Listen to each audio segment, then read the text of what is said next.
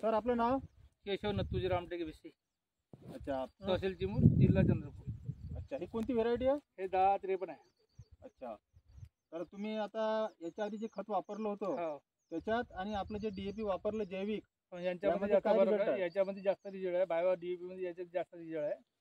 अच्छा, दुसऱ्या शेतीकडे टाकलं ते रिजल्ट नाही. तिकडे शेती आहे माझी, हा. मी तिकडे लागून गेली, इकडे गेली आहे.